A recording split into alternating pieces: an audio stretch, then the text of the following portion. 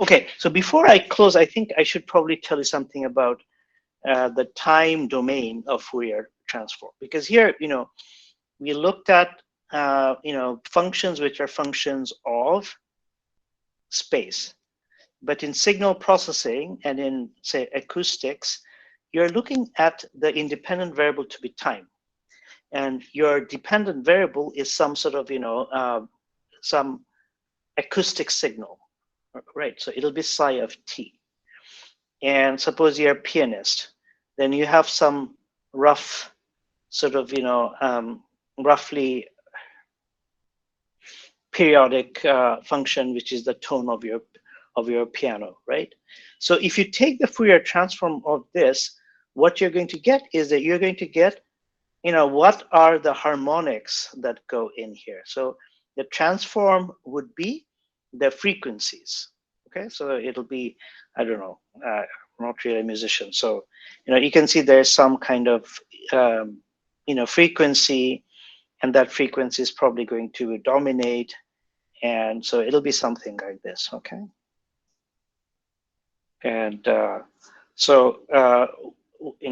what I'm trying to say is that when you're analyzing the Fourier, when you're Fourier analyzing a signal in time, it's natural the transform is the variable is not k, which is the wave number, but the variable is the frequency. Okay.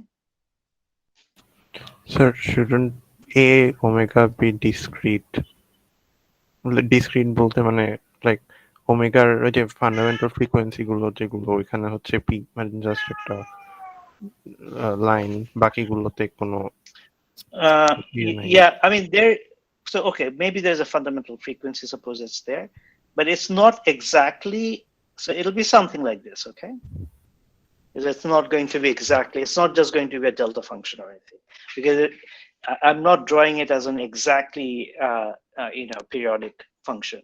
Because if you look at piano music, like if you look at the waveform of musical instruments or things like that, they're not exactly periodic. Okay, I mean they actually change their reverberation. There's energy dissipation, so they actually change quite a lot. It's very, very, for a very short period of time do they actually maintain some sort of, so yeah, I agree that there should be a very sharp frequency. Say, if this is the time period t, then, this will have some frequency 1/nu, and then omega would be 2 pi mu, right? And this would be that omega. Okay. But it won't be that sharp. I think there will be other stuff. Okay.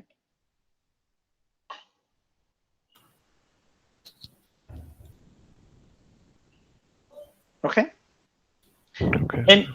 And the Fourier analysis is really useful also in electrical engineering. So for example, a lot of times, when you actually hook up your instruments to power, the current, the voltage is actually not a sinusoidal voltage, but initially the voltage, there's some sort of peak. And this is like a top hat. So if I Fourier analyze this, there's going to be a lot of different frequencies, right?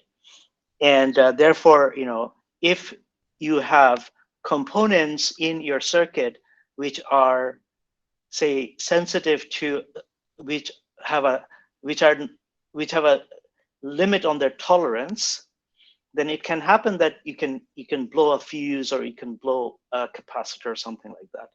Okay, and that happens because when you have a pulse propagating through your system, in effect, what you're having is that you're having a lot of different frequencies propagating through your system. Okay.